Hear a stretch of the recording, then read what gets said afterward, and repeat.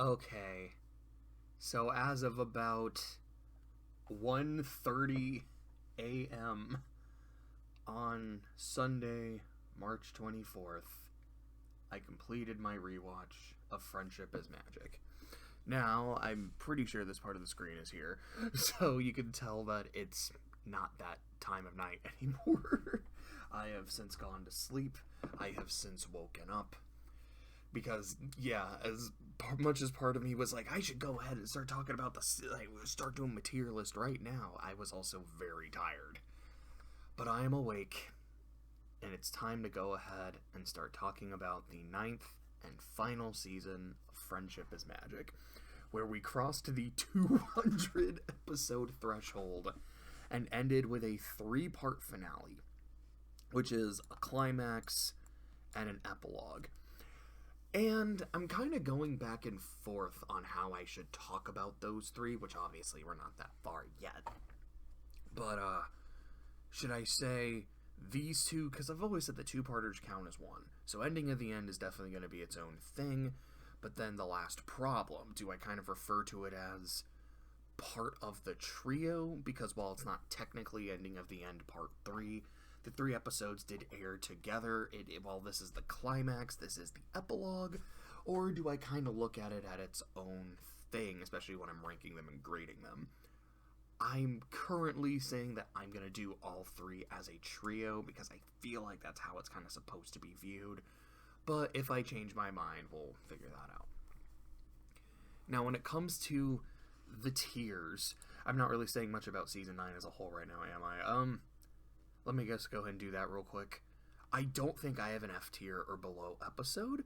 As I talk about them, there's definitely some D tier episodes. I'm like, this was whatever. I just didn't get super into it. But I don't know. Actually, there is an F tier episode. I just saw it. It's like, no, I really, really hated this episode. Would I say it's bottom of the fucking barrel bad? Maybe, actually, because I actually really hated it. So you know what? We're going to make sure that we've got the whole squad, because there's a non-zero chance that we're going to need them. But, even though there are some episodes that I don't particularly like there's some that, like I said, I think are very whatever, kind of mediocre. There's some that I actively hate. There's some really good episodes here. I think, spoiler alert for some of these, I think we have a fun and interesting premiere. Some pretty fucking good episodes throughout. Looking at this one. It's kind of amazing that there's a screen cap of this episode that's on model. It doesn't have a completely batshit insane face. With in my opinion, a very strong series finale. I don't know where I would put Season 9 in my ranking. I think Season 5 is still overall my favorite season because of just its quantity of all-time great episodes. But I remember that was kind of one thing I was saying with Season 5. I'm like, okay, this is such a good place to end the show. What am I going to think of everything that comes after? Like, does it still kind of justify its existence? I would say the seasons, for the most part, do. There's definitely a lot of episodes that I'd be like, I wouldn't have been sad if this one wasn't ever made. But there's a lot that I feel like Friendship is Magic would have been at a loss if this episode didn't exist. And I think that Season 9 more than earns its keep with its finale. But when I do kind of look at some of the characters' final episodes, like Rainbow Dash and the cheerleading, I think that's this one. Rainbow Dash's cheerleading teaching. Well, I mean, I guess this is kind of more like Rainbow Dash's last episode. I guess if you look at it from that perspective, but even then, I'm kind of... Anyways. I guess we'll probably talk about that when I get into some of the specifics. Like, this was this character's last episode, like their last real solo episode, and like, what did I think of them? But anyways, let's get into a quick explanation of the tiers, bottom of the fucking barrel. As you can probably imagine from the title, or you're familiar with it because you've seen my other videos, thank you, by the way, if you have. Bottom of the fucking barrel means you are at the bottom of whatever we're talking about. So it would be, you are my least favorite episode of season 9. In addition, you are actively disliked. So it's not just you're at the bottom kind of by default because everything else was better. It's like, no, you earned your spot at the bottom. And you were so bad, so reviled, that it's completely uncontested. Like, that, to me, that's kind of the most important thing to be bottom of the fucking barrel. It's not just being at the bottom. It's not just being disliked. I have to hate this, and just, it has to just grind my gears to be this low. An F tier, excuse me. An F tier is a failure. It's fucking dog shit, but it doesn't make me this mad. Like, it can be similar. Like, I can have multiple things that are F tier, but generally speaking, there's supposed to be one bottom of the fucking barrel. A D, it's mediocre. It's disappointing. It's just not very good. A C is something that I'm very neutral on, either because, look, I think it's mid. It just doesn't do much for me, or there's a lot of good and a lot of bad, and they just kind of cancel each other out. A B is something that I find that I respect more than I actually like. And, I'm having trouble with the mouse. An A is something that I do really like, and I feel like I can gush about it. An S tier means this is a contender for being my favorite episode of the season. And the double S, I would say, this is my favorite episode of the season. So starting, of course, with the premiere. And as I like to do, I like to kind of put whatever I'm talking about in, we'll go in B, so make it a little more positive sounding. But try to put whatever I'm talking about in the middle of the screen, and then I'll put it wherever it goes when I rank it. So, starting off with the beginning of the end. The Season 9 finale. The Season 9 finale. Man, we're starting with the finale. We're going backwards. The Season 9 premiere.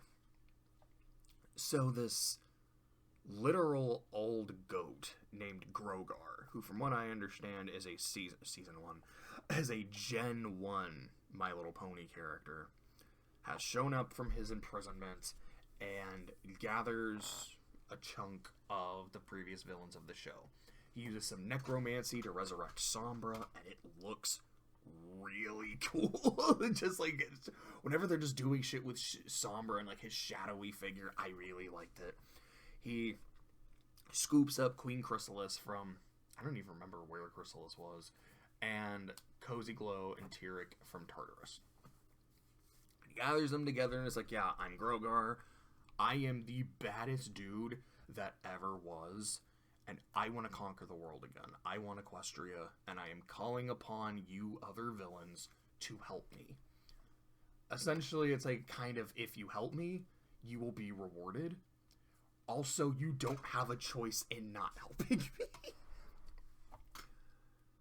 One of my favorite bits of the episode is when he asks them, it's like, so, how did you lose? What did you learn from your defeats? With Chrysalis and Tyrek both being like, hey, I mean, they cheated. They had the elements. They had, they used some kind of bullshit and the power of friendship. And Cozy Glow's like, I'm a literal child. I'm just kind of surprised I got as far as I did, which I thought was really funny.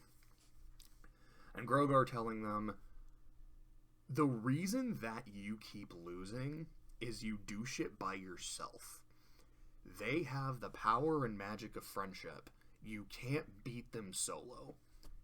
We need to team up, work together, and put aside our differences so we have a chance. To which Sombra says, no. That's not how the king rolls. A king is a solo figure. I'm gonna do this shit my way, and y'all can go suck it. To which Grogar just says, okay. Go for it. I won't try to stop you. I won't help you either. If you think you can do this by yourself, go for it. And if you're successful, I'll let you keep the Crystal Empire. Have fun, bucko. So Sombra goes to the Crystal Empire, takes it over really fucking easily. He gets to use the like the mind control helmets from Cutie Remark. We see him capture Flurry Heart. He doesn't break the Crystal Heart, even though since the crystalling, we know that's a thing. Maybe he doesn't think it can be destroyed. I don't know. I guess I'll give him that. But he takes the Crystal Heart, overtakes the castle, and the main six have to show up to kick his ass. So they grab the Elements of Harmony, Elements of Harmonize him, and Bro gets absolutely obliterated like they just summoned Exodia. I also just don't remember what the main six were doing in this episode. Because, I think they were doing something, or, hanging... Oh, no, duh! That's right. It's really fucking important. Okay, sorry. The main six get summoned to Canterlot because they get an urgent letter from Celestia and Luna. And when they meet in person, Celestia and Luna say, good news and better news. The good news is we're retiring. The better news is you six get to take over and run Equestria. Which, my Fallout Equestria brain goes, okay, so this is a bad idea. I know these are very different characters from who they were in, Season 1, when Fallout Equestria was written. But this is also Friendship is Magic, where characters will often progress kind of back to those Season 1, early Season 2 personalities. Look at the movie. Look at non-compete clause. Look at tanks for the memories. This shit happens. I know this is a good idea, but is this a good idea? To their credit, the main six are are you... Twilight in particular. I think the remaining five were pretty much Twilight, we trust you. It's kind of obvious that you've been groomed for that. One bit I think is really fun is Twilight saying, man, without the princesses, I don't know how the fuck we're gonna get anything done. To which Rainbow Dash is they're never around when we need them anyways. So, it's not that big of a deal, Twilight. We're the ones who take care of problems when they arise. I appreciated that.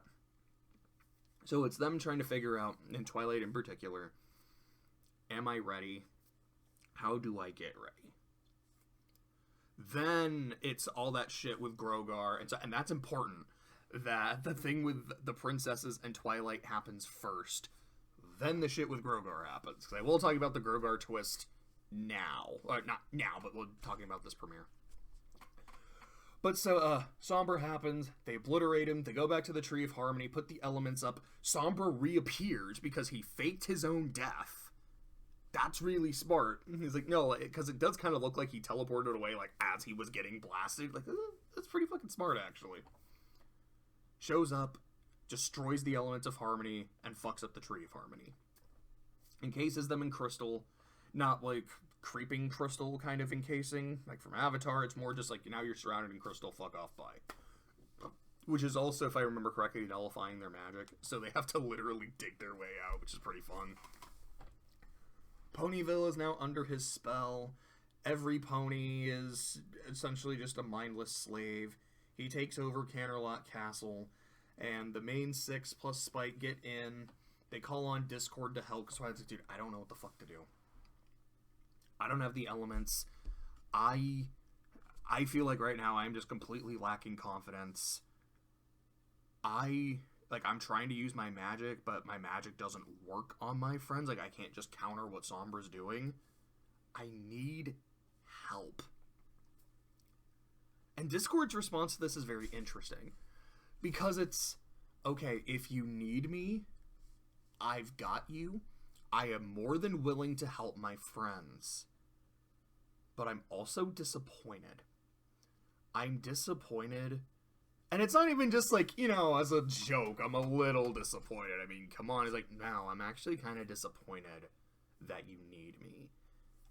I thought that you guys were better at this. Twilight in particular. I thought you didn't really need the elements to do this. Which, maybe he didn't know that what Sombra was going to do. It was even still, I believed in you. And you did let me down. So he starts fucking with Sombra, and then Sombra targets Fluttershy, so Discord gets hit, and he's dying. And, he's kind of giving this speech Fluttershy, you will always be the kindest in the world, and Rarity and your generosity, and blah blah blah. And he gives this speech, and it gives the main six, like, the power-up and shit that they need, which is essentially them saying, you know, we don't need the elements of harmony, because we are the elements of harmony. You can go fuck yourself. And then Sombra dies again. And, yeah, bro gets absolutely fucking deleted from the show, and not for the first time. After that, Celestia and Luna say, okay, so we still want to retire, but yeah, maybe we shouldn't have just sprung it on you. We'll kind of ease you guys into it. But I think you will still do a good job, Twilight, but most of our grooming you for the role is done. Now we're just going to ease you into it. And Discord is completely fine. He makes a joke about how, you know, the wonderful speech he gave as he was not really dying because Sombra wasn't a threat to him, and like, it's pretty fun. Then at the end, you get back to Grogar and our trio of villains, this specific trio of villains, Cozy, Tyrek, and Chrysalis. Grogar tells him, no, Sombra failed. Sombra fucking died. And this is why we need to work together, because like I said, if you go at him solo, we fail. But together, we will bring Equestria to its knees, and we will, like, kill Twilight Sparkle for all intents and purposes. Then the screen goes black, and you just see Grogar's eyes. His glowing yellow eyes with their red pupils, and his giant white eyebrows. And as someone who had already watched the show and knew what I was getting into when it comes to the beginning of the end, later the ending of the end, I just kind of, like, smacked my head, like, how the fuck did I not notice that the first time? The show right at the end of the episode is telling you that Grogar is Discord. Because those are Discord's eyes. That is the exact same color of the iris, of the pupil. He has the same eyebrows. That is clearly Discord. And it also makes his actions throughout the episode make a lot more sense. There's a reason. It's like, first off, the shit with the other villains doesn't happen until Twilight feels, she's like, I don't know if I'm ready. I'm scared of this. So Discord, in his infinite chaotic wisdom, and I think that's also important, you have to remember who Discord is at his core. He is chaos. He is a troll. He is not the kind of person that would just, like, sit Twilight down and tell her, you are ready, and I believe in you. He would have fun with it. And to him, and he's also the kind of person who will show, not tell. So he's like, here's what I'm going to do to show you that you're ready. I'm going to gather up previous villains that you had defeated, and I'm going to get them to team up so they're stronger and they work together. And when you beat all of these previous villains working together at their peak, it will prove to you that you're ready for anything. I've got you because I'm your friend. If shit goes too far, I can always snap my fingers and fix the situation. And you know what? By forcing them to work together, there's a non-zero chance that they'll like it. They will actually learn the magic, power, and value of friendship, and maybe they can be saved the way that I was. And if so, great. It means there's even less shit for you to worry about. Maybe you can redeem some of the greatest threats to Equestria. And if they can't be redeemed, you'll kick their asses, and that'll prove how strong you are and how far you've come. What could possibly go wrong? Now, is the plan absolutely insane? Yeah, but it's Discord, and I get the logic behind it. Which is why when Twilight is begging him to help with Sombra, like, dude, I don't know what to do, he's disappointed. Like, you know, I did this as a confidence boost. Like, I wanted you to fight him because I know you can. why are you depending on me? And not just like, hey, you're my friend. What do you think? How can you support? You're just delegating this to me. This isn't fun, and you're not learning anything. And granted, there is a point where he does, like, take a shot for Fluttershy, because he's like, okay, things maybe went a little far, but it never seemed like Discord wasn't in control of the situation. He makes it pretty clear that, yeah, if I was fine, did he hit me? Yeah. Did it hurt? Sure. You guys had this, and if you didn't, I genuinely still would have and could have stepped in. So, I guess the only other thing to talk about is King Sombra, because his voice is very different. My understanding is that in the Crystal Empire, he's actually voiced by the show's director, who's doing the, yes, Crystal. And I really like that voice. Here, I don't know the name of the actor, but he's voiced by the voice of Flutter Guy, which is kind of fun. And his voice, he talks a lot more. And I know there's a lot of people that really don't like it. They either don't like the sound of his voice, they don't like how... I guess, like, when you have this more kind of Sauron-esque villain who's more of, like, this presence and this force of nature...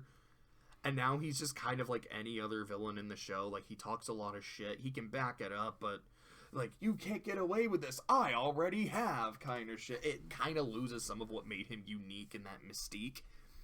I think it's fine.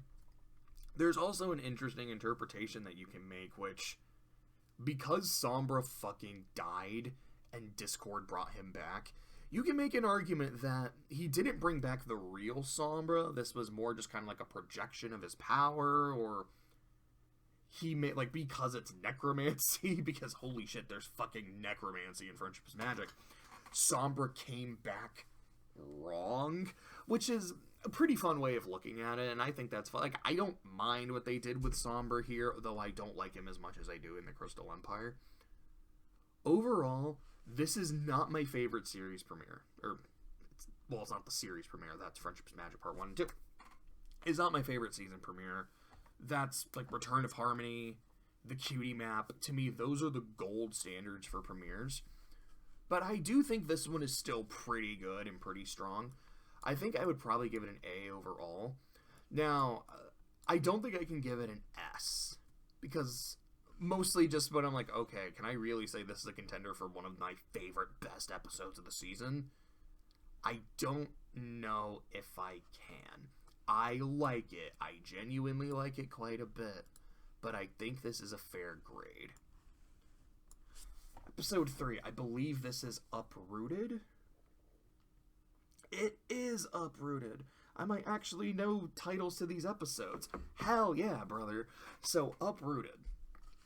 So after King Sombrero fucked up the Elements of Harmony and the Tree of Harmony, the Amity Club, who, as we saw in Season 8, have a strong connection to it, are getting a chance to say their goodbyes to it. And also, like, how do we honor the tree? Because the tree is very important to Equestria. It's very important to us. Also, that's right, because the tree just summons them in their dreams. Be like, hey, I died. You wanna... say goodbye, you want to do something, and they all don't know what they want to do. Gallus wants to kind of turn it into this, like, sideshow road attraction, and is charging people to view it like he watched a lot of Gravity Falls and learned from Grunkle Stan. Which also, given the fact that he is a griffin, when we see in Griffinstone, griffins are very much all about bits and how do we make money, it makes a lot of sense. Sandbar is growing his own new tree. It's this little sapling. And there's a point where he just puts earmuffs on it, and it made Clay and I laugh really hard. Smolder. What is Smolder trying to do? I think Smolder was trying to make, like, a sculpture, like a rock sculpture, to look like the tree, to honor it. Ocellus was... trying to make, like, this rock garden and, like, a meditation reflection thing. And Silverstream was making art. And Yona was there in the back just saying, hey guys, I don't really want to do any of this. Like, shouldn't we do... Because everyone has their own ideas. Like, my idea is better. My idea is better. Guys, can we just, like, be friends and come to some kind of agreement? And, you know, everyone keeps, like, doing their own thing, which is infringing and interfering with other people's stuff. And, like, Smolder's statue. And I think it's Smolder wants to bring her statue in, but Gallus doesn't want her to bring her in because it's fucking up with his roadside attraction. It ends up breaking Ocellus's fountain, and the water in the fountain destroys Silverstream's art, and I don't know, Sandbar probably had something go wrong. And everyone gets mad at each other. Yona tells everyone to shut up because Yak know best, because Yak is best. What she wants to do is use the old parts of the tree to build a tree house. And the rest of the club says, oh, no, that's actually kind of a good idea. We should do that. So they build the Tree of Harmony tree house, and they have a song. And after the song, it turns into a giant fucking crystal tree house. And that's the episode. Oh, sorry. I zoned out for a second because I just remembered an episode in the season, and I was like, wait, that episode's really funny. Where is it here? Oh, there it is. I was like, what the fuck? Sorry. That's the plot of the episode. And on its face, I think it's pretty okay. I think the different ways that they're trying to honor the tree, it's like, it's fine. It's pretty fun, I guess. The tree house, so them working together to make a tree house, and it's this real piece of shit. But it's something that they all worked toward. It's something I can really appreciate. And then the tree's like, okay, now let me make this real gaudy piece of shit. Because I don't really like their tree. Like, I like the thing that they had to make. The thing it actually becomes. I'm like, I get it. It's like, you know, you put, you know, the power of friendship and harmony into it. And, like, the tree rewarded and got to grow again. But what the fuck is this? Overall, it's like, I think it's pretty okay. I think the song is also, it's fine. I don't think it's great, but I think it's pretty good. But while the song was playing, there was a line, I have no idea what the line is, unfortunately, but there was some line that just kind of made me realize what the episode is about. It is not about the Amity Club trying to say goodbye to the Tree of Harmony and figure out how to honor it. It is about bronies having to say goodbye to Friendship is Magic. A show that aired for 9 years. A show that was on for literally every year of the 2010s decade. It started 10/10/2010 and it ended 10/12/2019. That is a wild fucking run. This is episode 199. And now, we're on a timer. We know when this is coming to an end, and you have to say goodbye. And the show meant different things to different people. Some people were able to just watch it and have a good time. Some people were really involved in the community. Some people made art from it. They made drawings, music. I'm sure there were people who actually made sculptures and like pottery, and it's probably dope as hell. And how, because it meant different things to different people, everyone has their own way of saying goodbye and expressing what it meant to them. And from that perspective, I'm like, okay, I think the episode itself is fine, but I really appreciate that angle. And how, kind of regardless of what it meant to you, or how you want to express that, it's still something that you cared about. It's still something that made an impact on you. And I really like that. I feel like that alone, I feel like this is probably like a C tier episode on its face. I feel like that bumps it up to a B. I feel like I could say I respect the episode a lot. I think it's still kind of okay, but I definitely respect it. Sparkle 7. Oh my god. So this is an episode that was essentially written by the voice actors. Like, they didn't actually get to write it, but from what I understand, the production team was like, okay, guys, this is the final season, and this is the 200th episode. What do you guys want your characters to do? What do you guys want to voice? And that's what they got to do. Let me see if I can remember. I think Ashley Ball wanted Applejack to have a double life as a country singer, and for Rainbow Dash to interact with Zephyr Breeze again. Andrea Libman wanted Pinkie Pie to go to space, and for Fluttershy to have, you know, like a super spy scene. Tabitha St. Germain wanted Rarity to plan a heist. I don't remember what Tara Strong wanted for Twilight. I sincerely don't remember what her thing was. I don't remember what Kathleen Westluck wanted for Spike. Or maybe it was for Tara Strong, like she just wanted to be able to compete with Shining Armor over something. But so the plot of the episode is Shining Armor calls out to Twilight, or like writes her a letter, like, okay, Twilight, here's the thing. When we were kids, we were very competitive with each other. They had this weekly competition for the Sibling Supreme, which is something their parents fostered. Like, okay, you two are really competitive. We're going to try to make this more of a healthy and friendly competition, where anytime one of you, like, does something good. It can be like an act of friendship. It can be like you did good grades, you flew a kite good, etc., etc. You get points at the end of every week. Whoever had the most points, you were the Sibling Supreme. And Shining Armor was the most recent winner, and then he left home, so they weren't able to compete ever since. And Twilight's like, yeah, I'm not salty about that at all, you big piece of shit. So what Shining Armor says, like, okay, this one's for all the marbles. What we're going to do is, because of what happened here with Sombra, the princesses called me in as the captain of the former captain of the guard, because now I'm the Crystal Bruns. But they called me in to see if we can up security. And I have done that. Here's all the different ways I've upped security. I've hired more guards. I've given it, like, special badges that you have to have one of these badges to be able to get inside. I've closed off most of the tunnels. We have specially trained geese that sit in the throne room that'll alert people if you come in. I think maybe a couple other... Oh yeah, like there's these giant fans that will prevent Pegasi from flying in.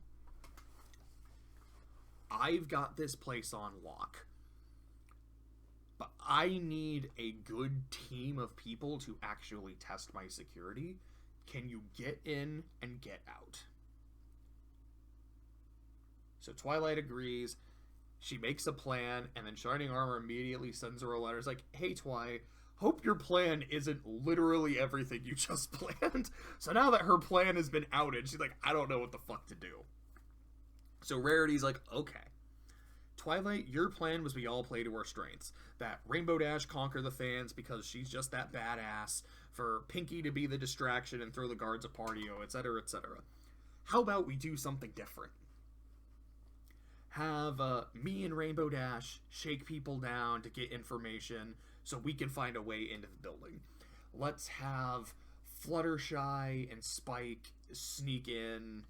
Let's have Pinkie be our lookout, and Pinkie gets this little song about being in space. And it's like, I'm gonna be in... What I fucking love is when that doesn't work, and her balloon gets fucked up so she can't go all the way to space. She just gets really butthurt about it. And like, I wanted to go to space, but I guess I can't. I'm like, I know that feels like something Pinkie would do, but I kind of wonder if that was the voice actress also going like, man, I really wanted to go to space, and now I can't, and that sucks. I won't go to space. But, like any good heist, everything goes to shit, and they either reveal that it was all part of the plan, or they have to adapt. So they adapt after their plans don't really work. They end up... going back to the original plan. It's like, okay, even if Shining Armor knows we're coming and knows what we're doing, we're still so good at what we do that it's not going to matter. So they do that. They all get into the throne room. And right before they can take the crown, Shining Armor shows up with the two princesses. Like, look, I mean, good job, kid. You were able to get in, but you also were supposed to be able to get out. And you're not going to be able to get out. You're now trapped. Also, that's right, they can't use unicorn magic because shards of Chrysalis' throne are just kind of put throughout to nullify magic. So it's like, yeah, you cannot get in and out. And you're like, okay, congrats, Twy. I wasn't expecting that you would actually do everything I expected you to do after I told you. I thought you'd be too freaked out and too paranoid. But you know what? Props to you for that, but also you got caught. So, I win. And Twilight's like, I'm not going to give up yet. We're going to figure this out. And then Spike says, actually, motherfuckers, I win because he's wearing the crown. And then, again, like a true heist, you find out that a lot of the things that went wrong were specifically because of Spike's interference. Because Spike grew up as their younger brother. And he was even saying earlier in the episode, he's like, you know, you guys had your sibling supreme, and it was great, and I always wanted to be a part of that, but I wasn't. And even though, like, I'm your little brother, I'm also kind of not, and I just wanted to be included. And when they first are talking about this plan, the kind of the agreement of the final sibling supreme when they're in Canterlot, Celestia and Luna are arguing with each other about how Celestia is like, this is how I think we should do things. Luna's like, I think this is how we should do things. So Spike, seeing that there's some tension there, went up to Luna, is like, hey, Luna, I'm gonna fuck with everything so I can win. Can you do me a solid? Luna's like, yeah, dude, that sounds amazing. This is also despite the fact that there's supposed to be shards of Chrysalis' throne and you can't use magic. Luna is also clearly using magic, so maybe the Chrysalis shards were outside and not inside the throne room, which, given the fact that they do use magic in the throne room, I'm going to assume that's correct, but I could be wrong about that. But anyways, they do Spike a solid, and the other two are like, you know what, Spike, you are a little brother. You are the sibling supreme. I know you're also supposed to get out with the crown, but I guess we're going to ignore that part for the sake of resolution. Which I won't lie, bothers me a little bit, because I'm like, come on. Like, you said that's how this shit was supposed to work. But I do like the resolution. I do think it's a fun episode. I've said on the channel, especially whenever I talk about Mistborn, how much I love heists. This is the Ocean's 11 episode. And I'm always a sucker for a good heist or a good Ocean's 11 episode. So yeah, I think this episode's great.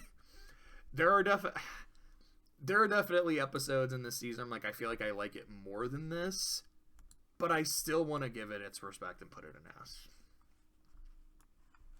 I believe this is the point of no return. Yeah, we're on a roll with these titles, baby. We're 5 for 5. And I remember this is Uncommon Bond. Okay, Uncommon Bond. She's All Yak. Frenemies. Sweet and Smoky. Going to Seed. This is the one where I cannot remember the name of it. I think it's great, but I unfortunately don't remember what it's called. So we're not gonna go 26 for 26 the way I can for like season 1 or season 2. Anyways, the point of no return. Twilight is going through a bunch of her shit. Like, okay, I'm going to have to move back to Canterlot at some point when I, take over for the princesses. Let me try and look over some of my shit, make sure I find everything. And she finds this old library book that it's an old library book. She forgot to turn it back in. And she starts freaking the fuck out that, okay, that's just not okay. I am not someone who is supposed to do that, the very organized anal person that I am. How can I be late? 2, I'm the Canterlot Library's best book borrower. I'm a permanent record. Also, oh god, the late fees. Oh god, the late fees. I gotta fix this. So she goes to the library to turn in the book and is very self-conscious the entire time. And she's so like, okay, this is so late. You gotta go to the dungeon to turn this shit in. So she goes to the dungeon to turn in the book, but the person isn't there, so she has to go find the person that she has to give the book to, who ends up hanging, who's with Moondance. So Moondance just make a little cameo. And Twilight finds out that the old librarian, I believe Dusty Pages was her name, because of course that's the name of the old librarian, had a perfect record of all of her books, but one of the books was never returned, so she lost her perfect record, and she ended up having to leave her job.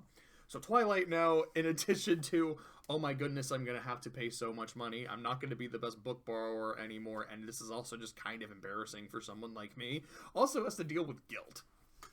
So she and Spike start scouring Equestria to try to find Dusty Pages. They find her in a retirement home, and Twilight's like, I ruined her life. I completely ruined her life. Now she's in a retirement home. She should be in a library. And as they're trying to find Dusty Pages in the retirement home, it's like, hey, she was probably over here doing this activity. Oh, she was probably doing this activity, etc., etc. Spike's getting to the point where he's like, okay, Twi, I think Dusty Pages is probably happier now. Like, should still return the book, and, you know, if you want to talk to her, that's fine. It seems pretty clear to me that she's kind of living her best life, to which Twilight thinks, the library is the best life, and I ruined that for her, Spike. So when they finally get to Dusty Pages, I don't remember exactly what she says, but she says it in a very dismissive and cryptic way, and then when they talk to her again, she's like, oh, my bad, that's not how I meant it. You not returning that book was the best thing that ever happened to me, because my perfect record was gone, and it made me realize how little perfection mattered. I spent so much of my life not trying to live it, not trying to maximize it. It was all about appearances, about perfection, and once that was gone, it freed me. There are so many things that I try to do with my life, or like that I try to do now, because I want to experience them. I want to live, and I'm not afraid if I fail, because I don't care about being perfect or appearing perfect. And I don't remember what the name of the book was. It was something along the lines of, like, The Impossible Pursuit of Perfection, something like that. And, you know, Twilight and Dusty say goodbye to each other. Twilight turns in the book. She's ready to pay thousands of dollars in fines, but it only caps out at, like, 20. Which I thought was pretty funny. Like, wait, that's it? Yeah, you know, it caps out after 20 days. We just don't tell people that, so they return the fucking book. But thanks for returning the book. It's got this stain on it now, so it's kind of shitty. Also, you know, we have to take away you being the best book borrower. I mean, do we have to? We have to. Okay, fine. But because the book is now stained, like, we have a new one. I mean, we have a new one because this has been gone for years. Do you want to keep it? I want to keep it. You know, as a reminder that perfection isn't the only thing that matters. This is one of those episodes where I feel like it's pretty consistently funny throughout. I think it's a good time that just has a really strong moral. I was talking about during Fame and Misfortune back in season 7. That mean piece of shit. I love Fame and Misfortune. During the We're Not Flawless song, one of Rainbow Dash's lines is like, you know, I've got this massive ego, but it gives me the courage to fail. And that's really what the moral of this episode was. That you don't have to be perfect. It's okay to not be successful at everything. It is okay to broaden your horizons. So what if you're bad at sculpting? So what if you're bad at paintball? That's okay. There's that one Crusader episode. Marks for Effort? No, Marks for Effort is the one with Cozy Glow. Is it On Your Marks? I think it's On Your Marks. Where, like, hey, we're the Crusaders. We have our cutie marks, and this is what we do. But, I don't know, we should also get hobbies and shit that we actually like. And you have Sweetie Belle talking about how she picked up crocheting, and she's terrible at it. but she doesn't care that she's terrible at it because she's having a good time. That, I feel like this kind of hits a similar moral that, hey, it doesn't matter if you're bad at something. It doesn't matter if you fail at it. It's still worth giving it a shot. Don't let fear hold you back. And I think that's a very good moral. I don't think I can quite put it up here. Because when I think of, like, okay, the S tier is supposed to be, like, you are in contention for being my favorite. We might not have as many S tiers this season. But I feel it's going to be one of those where the quantity of S tiers might not be as high. But there is going to be a fucking quality of S tiers. When we get to Uncommon Bond. The return of Quibblepants, as of course played by Patton Oswalt. Who is, here, hold up. I need to drink some water.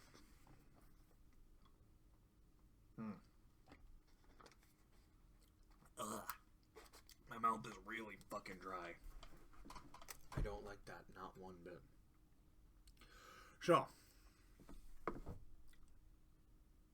the Ponyville, what the fuck?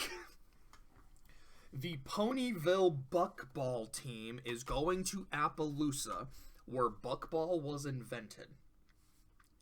Because Buckball has now become the most popular thing in Equestria, and the Ponyville team, that of course being Pinky, Fluttershy, and Snails, are the goats of the sport. They are being inducted into the Buckball Hall of Fame. And there's going to be, you know, like a commemorative tournament and all this kind of fun shit. So Rainbow Dash, as their coach, is going with them, but is also like, as much as I want to be here and watch the games and be with you guys in your big moments, Applejack couldn't be here, and I kind of promised Applejack I would go to the Buckball Museum and see all the shit for her and, like, take pictures and tell her all about it. And I remember watching it and thinking, okay, these two are 100% a couple at this point in the show. You cannot, like, that was the most girlfriend energy. Like, I don't want to do this, but my girl really wants me to do it, and I want to make her happy, so I'm gonna do her a solid. Rainbow Dash ends up meeting up with Quibblepants, who is there because he's the sportiest pony there is.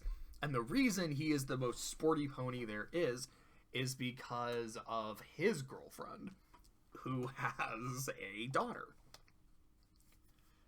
And I'm not sure exactly if the girl's father is dead, if it was a divorce, but he is no longer in the picture. But it seemed like her dad was an athlete, so she is someone who's really into sports. And Quibble wants to be into sports to have something to connect with the kid over. His girlfriend is telling him, like, dude, I love you. You're trying a little too hard to make my kid love you. I get it. You want everything to be okay. But if you are just be who you are, and it'll be fine. It might take some time. It'll be okay. But he's still trying super hard. He's like, Rainbow Dash, you are the sportiest person I know. Can you fucking help me with this? Because I want things to work out. Because I love this woman. She is the apple of my eye. She completes me. But if her kid doesn't like me, like, I think the kid is great. I don't mind the idea of being part of this family. But if the kid doesn't want me to be a part of the family, then there's a problem. So Rainbow Dash is doing everything she can to help Quibble become more into sports, be a bit more athletic, and it's just not working. One thing that the episode is almost kind of going for is trying to say that there's different ways that people can be into sports. You know, some people actually are very athletic, and they like, you know, like, they actually like to play. There are some people who are more just like, you know, I can't play, I don't have an athletic bone in my body, but I love watching and getting into a game or, like, supporting a team. Because Quibble has, like, the sports almanac that has all the stats and all the rules. and as the nerdy dude that he is, like, that's kind of his way of getting it. Just like, yeah, some people are more just stat people. And I kind of like that angle of it, of there's multiple ways to enjoy something, there's multiple ways to enjoy a sport. I like how his other episode is, look, you like Daring Do because you like the action scenes. I like Daring Do because I like the puzzle solving. We both like the same thing, but we can appreciate it in different ways. That's something I like. But the more he's trying, the harder he's failing. And the I don't remember the name of the kid. And it's like Wind Sprint and Clear Skies or Sunny Skies. It's something close to that, but I think Sunny Skies was the name of the mayor from the second movie, Rainbow Road Trip. So I'm not a hundo on the names. But the kid is just giving him shit at every turn. And there was this one point where Clay was saying, who voices the kid? Because she's doing a really good job of selling just how much she hates this dude. And I looked into it, and what's really fucking neat about this episode is while Patton Oswalt is voicing Quibblepants, his character, his wife is voicing the girlfriend, and his daughter is voicing the daughter. And I think that's just so fucking cool. And I was like, yeah, so the person that's giving her dad shit is his actual kid. That's just amazing. But, there's a point where, like, they get to participate in the big game because, you know, they know a guy who knows a guy, which, I mean, they know Rainbow Dash, so they know the guy. And the game goes poorly because Quibble doesn't know what he's doing, which makes the kid even more just angry and embarrassed with him. I don't even remember the resolution to the episode. I think it is just he goes to watch the game and, like, says his apologies, and it's like, yeah, like, I'm sorry, like, I'm just not a sporty person, I'm not an athletic person, but I want to do my best for you and, like, to make you happy, and, like, I genuinely love your mom and everything, and they talk and everything's fine, and it's very sweet. Like I said, it's like, I don't quite remember how the episode resolved, which is maybe a bad sign, but honestly, I liked this episode quite a bit. I think it's very strong. You know, like I was saying earlier, we might not have a lot of S-tier episodes. I think we're gonna have a lot of A-tier episodes, and then just some that are okay. She's All Yak. So, I don't remember what they called the dance, but I'm just going to call it prom. So, the friendship school is hosting its prom. And Sambar asks Yona to be his date. Because I guess they're a thing. Sure, dog, I'll take it. So, Sambar and Yona want to go together. And Yoni... My little Yoni... I used to wonder what a yak could be. So, Yona wants to be best pony for Sandbar. She wants to know, like, how to dance properly, wants to dress properly, all of this stuff, so they can win the competition for, like, best pony, whatever. Essentially, she wants to be prom king and queen with Sandbar. So she goes to Rarity to ask for advice, who, as you can tell from this screen cap, Rarity is kind of less than impressed. She was like, I'd rather not, but sure. So she makes a dress for Yona, has Yona talk with Brussels sprouts in her mouth so she can truly enunciate when she is speaking, when socializing with her peers. And they also teach her, this is the steps, and this is how you dance, and blah, blah, blah, blah, blah. And they have a song about it, and again, it was one of those, I was like, I think the song is kind of okay, it's kind of whatever. After, I just kind of realized something. In episode 100 and episode 200, there's not a song. That feels a little disappointing, that neither of these milestone episodes had a song in them. That's it, slice of life. No song, you're out of the top 5.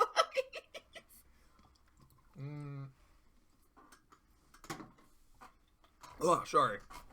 We're just finishing up a water bottle. But so they go to the dance, and Yona goes with Sambar, and the rest of the Amity Club is like, what the fuck happened to Yona?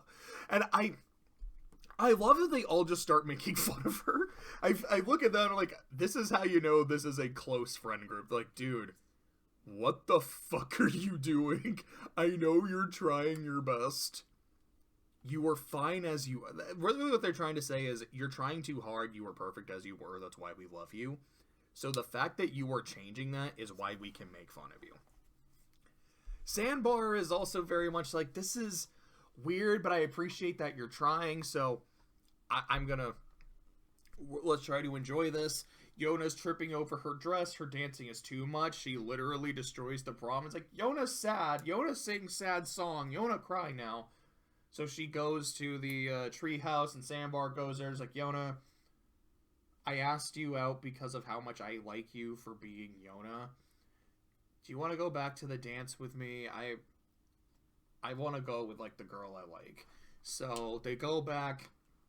They help clean up, and they decide that, yeah, Yona is best pony, and Yona and Sandbar win prom king and queen, and, like, that's the episode. It's fine. Like, I really don't have much to say about it. It's, she's not a bet. She's not a fucking bet. I'll give it that. I think it's fine. We're already on episode 9? Wait, is this episode 8 or 9? 1, 2, 3, 4, 5, 6. Yeah, we're only on 8. I don't know how to count. What are numbers? Frenemies. This is easily one of my favorite episodes of the season. This is probably one of my favorite episodes in the show. When I do my top 26, I would be shocked if Frenemies wasn't in there. Frenemies might actually sneak its way into my top 13. It's not going to be in my top, 5 or top 7. It might sneak into my top 13. This episode is gold. I love everything about it. So, Grogar is... I need a name for these three. What do I want to call them? Oh my god, I am just going to call them Team Rocket. So you've got... She's basically Jessie, because she's the one who's kind of in charge and just has that, domineering energy. You have him as James, the one who people don't really listen to, but is probably the smartest of the three. And then Meowth, just the little kid who doesn't shut the fuck up. Oh my god, they are Team Rocket, yes! So... And they also are trying to work for a boss who's, constantly disappointed in them. Oh, that's so perfect. Okay, I need to fucking breathe. That is 2 videos in a row where I have compared a major villain trilogy to being Team Rocket, because last night I was recording my Persona 3 Reload video, and I was like, yeah, that's how I see Striga. They're just Team Rocket. Anyways. Team Rocket over here is told by Grogar, you three need to work together and learn how to put aside your differences because you can be stronger. So I'm going to give you a mission. Go here and get my bewitching bell. Because if you get the bell, you can use its power to, trap magic and shit, and that's going to be really fucking helpful.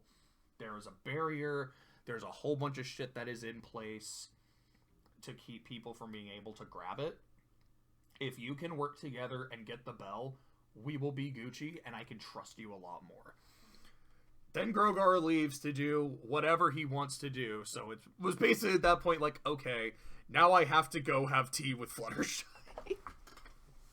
So Team Rocket over here is trying to figure, how do we want to do things? And Cozy Glow has a song.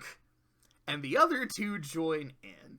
And it's this tango-style song about called Better Way to Be Bad.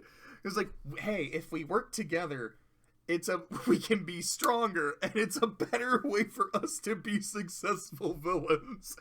And Cozy Glow is trying to actually get them to work together. and the other two just don't want to do it and fucking hate each other and fucking hate her. And by the end, they get into the song, and there's the way the song ends is Cozy Glow holding this little doll of Twilight Sparkle like they're at the end of a fucking tango, and she has a rose in her mouth. It's... I don't know if I can actually genuinely say it's my favorite song in the show, but it might be. It's like, do I like it more than the aria? Maybe. Like, I can say maybe. It is a genuinely S-tier song, and it does a lot for the episode. In addition to that, so Team Rocket go to the mountain where the bell is located and immediately say, we're not working together, I'm gonna get it, I'm gonna get it, I'm gonna get it. And Tyrek tries for about 2 seconds and is like, okay, I can tell that this is not something I can do by myself, so I'm just gonna chill. He just, like, sets up a camp at the bottom of the mountain. I think he, like, gets a book and just fucking starts reading. Cozy Glow goes up the mountain, meets the dude working there, and it's like, oh, golly, do you want to be my friend? Yeah, I want to be your friend. I like having friends. Cool, so as my friend, are you gonna help me up the mountain? No. I'm not supposed to help anyone up the mountain, but we're friends, please. I mean, it says here in Twilight Sparkle's journal that a real friend wouldn't ask me to do something like that. So Cozy starts throwing a tantrum, which causes an avalanche, which knocks her and only her off the mountain. Then you have Chrysalis, who has unparalleled utility and is able to get really far up the mountain, but is not able to get all the way without getting thrown back down like she was playing Bennett Foddy. So she and Cozy end up... So Cozy is down first, and it's like, Tyrek, what the fuck are you doing? And he's like, yeah, I knew you two would fail. I knew I couldn't do it by myself, and knowing the two of you, there was no way in hell you idiots could do it by yourself either. So I figured I would let you guys try, you would fail, come back down, tell me what you learned, and then we'll tackle it together like Grogar wanted, and we'll be successful. Then they're about to get attacked by a monster, and Chrysalis shows up, beats the monster. They swap information, and are also just genuinely bonding over how much they hate the main cast. And, like, they're genuinely laughing and having a good time. Like, Chrysalis turns into Twilight and is like, I'm Twilight Sparkle. I'm a fucking moron. And they laugh, and Cozy's like, no, do that shit again. That was funny as fuck. So the next day, they tackle the mountain again. They all work together. They cause an avalanche on the dude that didn't help Cozy, and they have a good laugh about it. They go to get so they end up at the entrance of the cave where the bell is, and there's a magical aura. So what they decide to do is, Tyrek, take Chrysalis's magic. It will make you strong enough to, like, put a hole in this barrier. The hole's big enough for Cozy to get through so she can go, grab the bell, and get out. Then, give the magic back to Chrysalis so she can still do things, and we're working together. This is a truce. Chrysalis does not trust him, but relents. He makes the hole in the barrier. Cozy goes, he's like, now, make sure you keep it open, because if not, I'll be trapped forever. And then you have Chrysalis saying, okay, Tyrek, I know we're working together and shit, but is her being trapped forever really such a bad thing? And Tyrek just starts laughing at that. And it's like, I love it. Not like an evil laugh where I have an idea. It's like, no, that was genuinely really funny. Then Cozy gets out with the bell. Tyrek gives the magic back to Chrysalis, who is very shocked by that. I wasn't sure you were actually going to uphold your end of the bargain. Honestly, neither was I. But I did. You know, the three of us worked together, and we achieved something.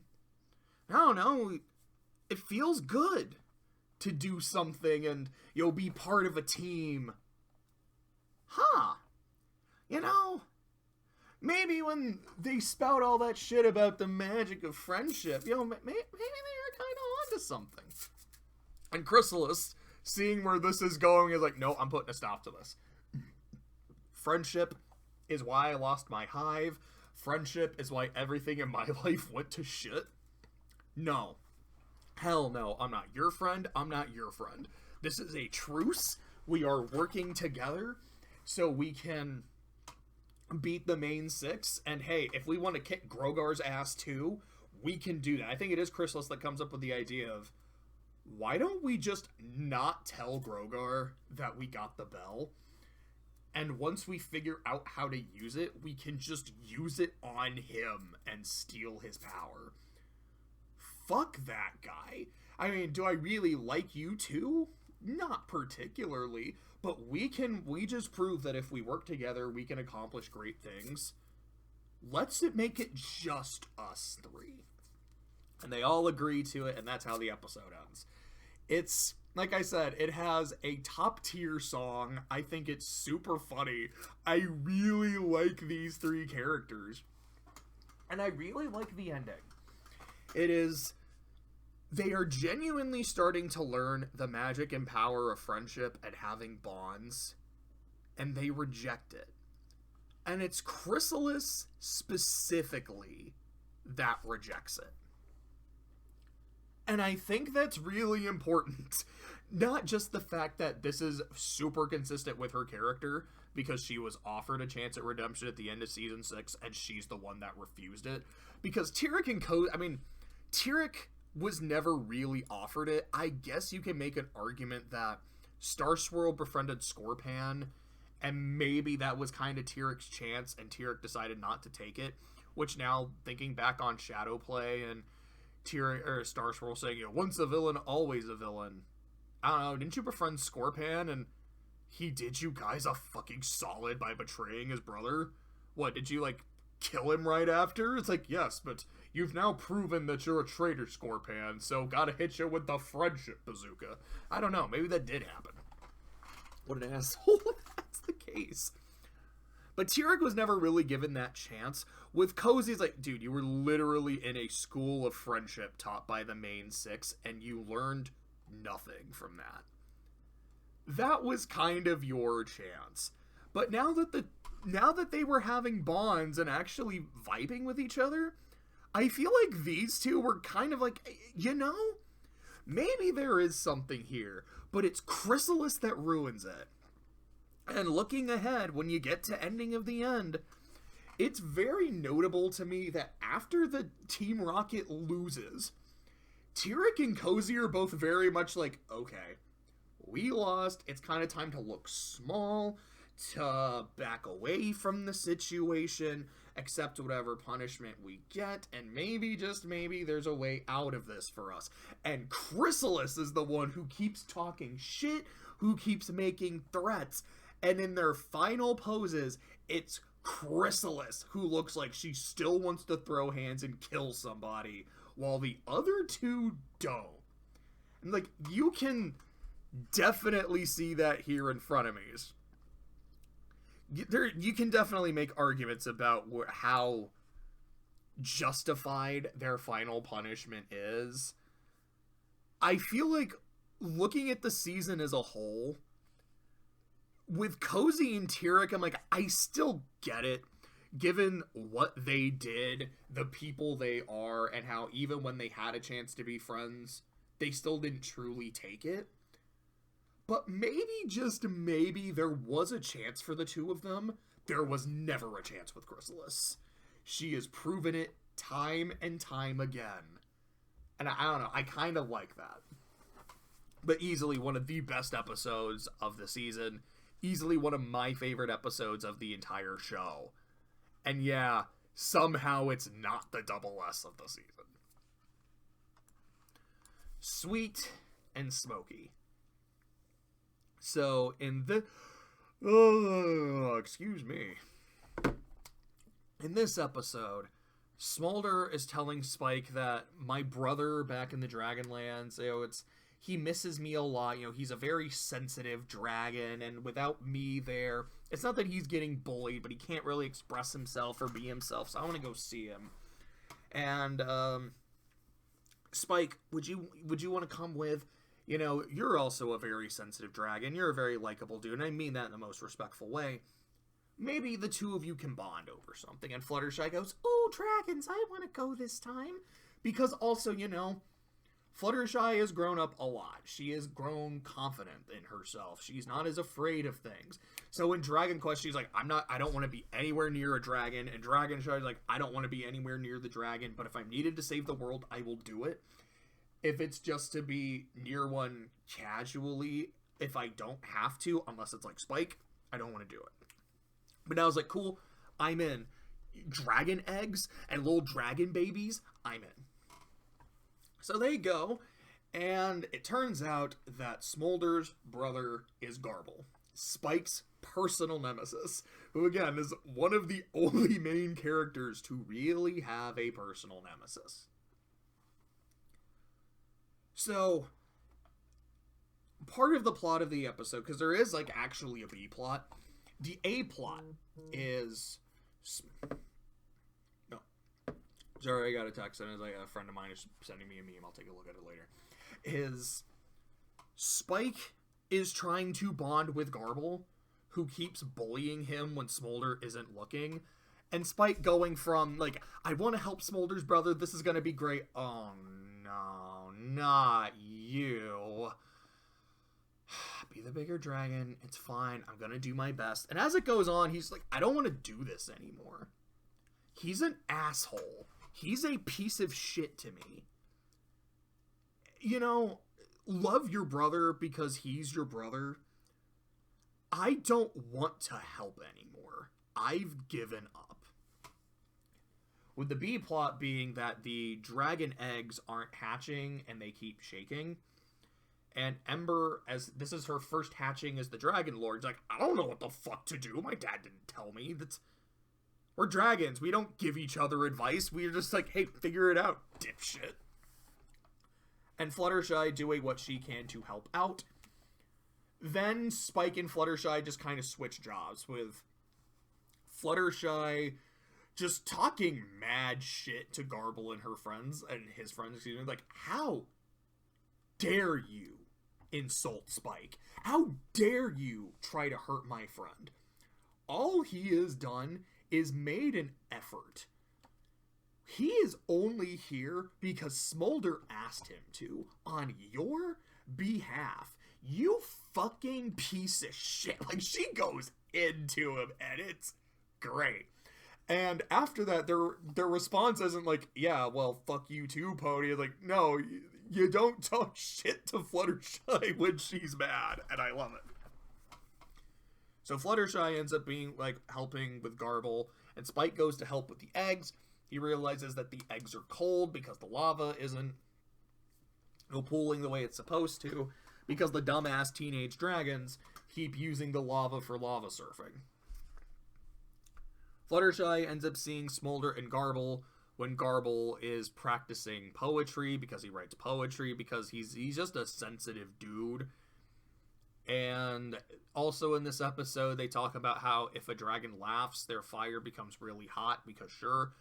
And Garble ends up performing his poetry, and the other dragons are laughing, which makes their fire hot enough that the eggs can hatch. And Garble learns that he can be more sensitive on the outside and more artistic, and that's okay. And maybe he shouldn't have been such an absolute dickhead to Spike for all these years. And that's the episode. I don't know if this is a hot take. I genuinely don't, but it's my take, and it's the only take that I can have. I hate this episode. The reason I hate this episode is because I don't think Garble deserved to be redeemed. And maybe that's just me being an asshole, saying it's like, how dare you get a second chance? How dare you get a redemption? But I guess that's the thing. This wasn't a second chance. This was at least a third. I guess here's the thing. Compare Garble to Diamond Tiara. Diamond Tiara is someone who is a bully, is just an awful, mean-spirited, narcissistic human being. Not a human, she's a pony, you know what I mean? And then you meet her mom and see what her mom is instilling in her, and it all makes sense. Then the Crusaders say, I want to give you a chance. If you want to be a better person and you want to be friends, we will extend that offer to you. And then Diamond Tiara has a moment where it's, you can be a better person, or you can be exactly who your mom thinks you are. And she does choose to be a better person. And so when I look at that, I feel like, as horrible as you are, I actually think your redemption works. Now, unfortunately, that happens about halfway through the show, and she doesn't get a line of dialogue in the next 4 seasons. And that's wild that they had like, oh, now Diamond Tiara is a better person. We have no idea what to do with her. That is insane to me, bro. But anyways, I look at Garble. Garble is not just an asshole.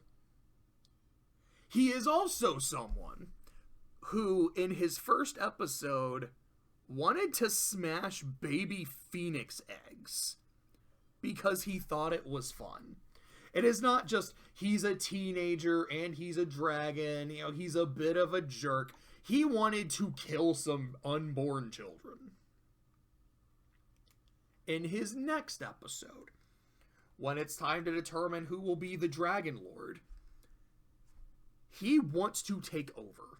I mean, not just like, okay, I want to take over and become the next Dragon Lord. He's like, no, I want to fucking declare war on the ponies and wipe them out. And it's like, oh, he's a big old softy. No, he's not. No, this is not something that was here. This dude is a piece of shit. When they show up later and they want Flash Magnus' shield and he challenges Rainbow Dash to shield, actually he challenged Spike to it because he knew he couldn't beat Rainbow Dash, and he loses. He immediately is like, no, bullshit, we're doing this again, we're running it back, because he's a piece of shit. Yeah, but he's a dragon, and dragons can be jerks. I mean, look at his sister. Smolder is definitely maybe a bit more prickly than the rest of the Amity Club. But she is she's not her brother. Look at Ember. Look how long it took for Spike to convince Ember you can be a decent person. Like 5 minutes. Garble isn't like that. So to be like, no, he's really a nice person. You know, he has trouble showing his sensitive side because he thinks his friends will bully him. It's believable up to a point, and that point has been crossed in his first appearance and definitely in his second, because, hey, his friends aren't around right now, and he's still like a violent piece of shit. This, to me, does not feel earned, and the fact that the show is trying to say, no, he's fine. Like, no. I kind of would rather he got turned to stone forever rather than Team Rocket up here, because at least I like these three. Like, I just don't like, he's just a bully, and he's not, it's kind of like Diamond Tiara. Like, there's a reason I compare the two of them. because they're bullies. The way they are written, it's not like they're particularly fun or particularly funny. They're just awful people. But when you really understand why they are the way they are, one of them, like, that makes so much sense, and I can actually empathize with you. The other, I'm like, no, he is just a piece of shit. I feel like you're making shit up that so you can give him put a nice little bow on him in season 9. Because Spike is trying, man, throughout the episode. And it's not like Garble is, like, when his friends aren't around, he's more receptive to it, but then when the friends show up, he starts bullying Spike. No, even when it's just him, Spike, and Smolder, he is still being a bullying piece of shit. If there is one person he knows I could show my more sensitive side to that won't make fun of me, it's Spike. And he still refuses it, time after time after time, just to ruin his day. And it's just seeing Spike get shat on and try his best and say, I don't think this is worth it anymore, because I have dignity. And if this asshole is going to trample upon my dignity time after time, why should I try? Like, if he's not going to put forth the effort to try to be my friend or be comfortable showing his sensitive side, why should I put forth any effort anymore? And you know what? I think he's right. I do not like this episode. Now, is it the worst episode of the show? No, because I was able to finish it. Shout out Newbie Dash. But boy, I don't like it. Going to Seed. Can I just skip this episode? I don't really have much to say. This is an episode about the Great Pumpkin and how the Great Seedling is this, I don't know, magical harvest season deer spirit of fertility, I guess, and bountiful harvest who will bless your harvests. And it's something for, like, the youngins that whenever it's harvest season, you know, and it's Applebuck season, they get super into it. And when Applejack was a little filly, she got super into it.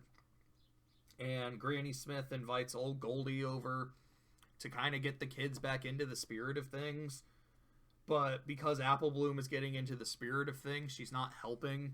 And then Applejack starts getting into the spirit of things, so she's not helping. And Big Macintosh is not sleeping well and is super fucking miserable. I don't know, I say it's about the Great Pumpkin because it just kind of gives me that vibe. But it's really an episode about Santa Claus. The adults do not believe in Santa. Like, okay, it's a thing we do for the kids to make the season more fun, to give them a good time. You don't have to believe. Do we really believe in Santa? No.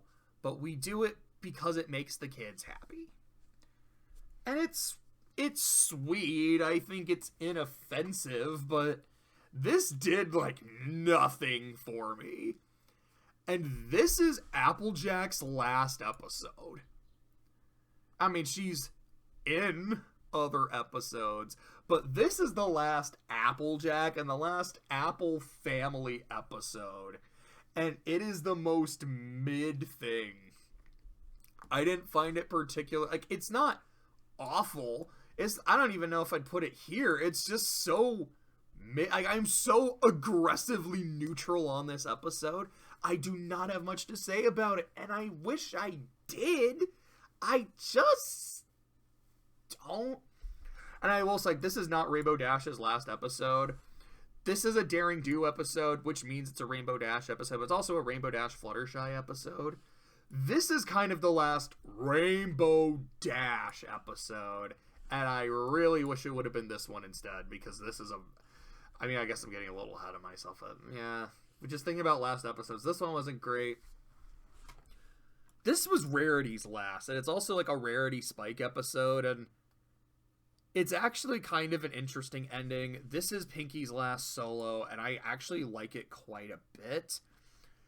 This is Starlight's last episode. Oh, God, I can't wait to talk about it. But we got to do this one first. And I have to check what it's called. Student Counsel. Student Counsel is about... No, I almost gave the wrong plot. I almost gave the synopsis for this episode. Fucking whoops. Starlight is the guidance counselor. And she has gone from, I have no students to talk to students will not stop talking to me. And you know what? It's fine. As the counselor, my door is always open. I want to always be available for my students. But she's getting way too busy and overworked, and she has no work-life balance.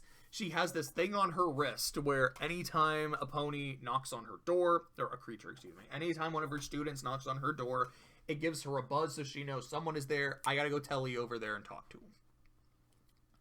Trixie is less than amused by this. I just want to hang out with you.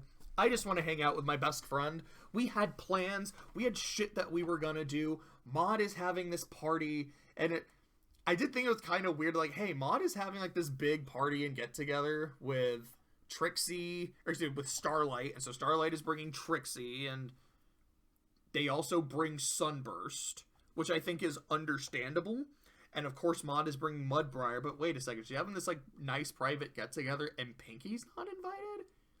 What the hell was Pinky doing at this time? Like, it felt weird that Pinky wasn't here. But regardless, Trixie is less than amused that Starlight is blowing her off for her students and to go to work. And I feel like if you look at this episode as just the two of them are really good friends, Trixie is maybe a bit too possessive of Starlight's time. Like, on the one hand, it is a friend saying, you need to get a fucking life. Like, I get it, your students are important. So are you. So are your friends, so are your plans. She's maybe a bit too assertive about it, but it's also Trixie, so I buy it. From the perspective of these two are a couple, or at least Trixie has feelings for Starlight, it makes a lot more sense why she acts the way she does. So I don't know if I see them as a couple, because I don't know if I'm like, okay, do I see Starlight with Trixie or do I see her with Sunburst? When I look here, I'm like, is Luster Dawn Starlight and Sunburst's kid? Because I could definitely see that. But anyway, I at the very least think that, yeah, Trixie has a thing for Starlight. And Starlight is either like, we're a couple, or she just doesn't see it, which... Given Starlight's poor social skills, I 100% believe that, yeah, she just wouldn't be able to tell, which makes Trixie more mad. But anyways, after a very long day of I have plans and I can't do them because students keep wanting me for shit, and Silverstream wants me to think of synonyms for wet and dry, and this is, why am I doing this? She shuts her door and says, okay, I'm done for the day. And Silver says, I really need to talk to you. I'm sorry, but I am done for the day. So she goes to have a party with Maud, and the school is closing down for the holidays and for the break. And Terramore, Silverstream's brother, is like, hey, guidance counselor, where the fuck is my sister? Because she was supposed to show up at home and she hasn't. Oh, shit. Now I gotta go deal with this. I gotta go fix this. She was doing a project on cockatrices, so maybe she went to the Everfree Forest. So, this group of Starlight, Trixie, Sunburst, Mudbriar, Maud, and Terramore are in the Everfree Forest trying to find Silverstream. They're getting attacked by cockatrices, and Mudbriar gets petrified, and Maud's like, I don't know, I kind of like him better this way. Like, I didn't think he could get any better, but, And at one point, they call him, like, a hunk of rock or something, and she's like, you got the hunk part, right? I'm like, damn, Maud is thirsty in this episode. What the fuck? It's really funny. But they fight off the cockatrices, and they find Silverstream in the Harmony Treehouse, the Treehouse of Harmony, with a cockatrice who unpetrifies Mudbriar, and Starlight decides that I will have active visiting hours at my office, because being available, if I'm available 24/7, it's not healthy for me. I don't have a work-life balance, and it also means my students will come to me for more menial things that don't really matter because they can. And so it seems like, yeah, that's kind of why I did it. Also, the advice you gave was really shitty, which makes Starlight really fucking mad. And like, that's how the episode ends. This is A for sure. There's a chance, because this is a really funny episode. I feel like it's one of those where I'm kind of underplaying how much I liked it. It's just so damn fun. I don't think I would quite give this Starlight Trixie episode an S, if you know what I mean. Like, God, this episode is so funny. I can't wait to talk about it. How long have I been going for? Gotta be at least an hour. No, I said it was like 9:30 or so. It's been about an hour and a half, and we're almost halfway through the season. But I don't know. I feel like I'm kind of good for now. So I will go ahead and cut this one here. I might do the rest of the season later today. I might do it over the course of the next couple days. We'll see. I guess I'll go ahead and give a quick update for the plan. I'm going to cut this one on episode 11. We'll do the rest of the season in either one, probably not one video, let's be real. It'll probably be everything up to here, and then talk about the ending of the end and the last problem as its own separate video. Sometime later, probably not this week, because I want some time to really let the show sit. I want to do my final tier list that I've been talking about, where I take all of my S tier episodes, double S tier episodes, and like a few kind of choice A tier episodes, and say, let me whittle this list down to my top 26, and then from 26 to 13, then from 13 to about 7, and then say, okay, like from my favorite 7 episodes, this is my favorite episode of Friendship is Magic, with of course all 2-parters counting as one, and the 3-parter possibly also counting as one as well. And after that, there will be one final Friendship is Magic video. Just a parting thoughts. Like, okay, this is my second time watching the whole show. The first time, of course, being watching it as it aired. This is what I thought of the show the first time. Now, this is kind of some of the impact it had on me. This is why I wanted to revisit it. These were some of the questions I wanted to ask as I revisited it, and these are the answers that I have, and etc., etc., and make just kind of like put a bow on my Friendship is Magic experience. I don't know when that will happen. That'll be after the final tier list, possibly soon after, possibly not, but I think I am good on this for now, and we will continue Season 9 a little later.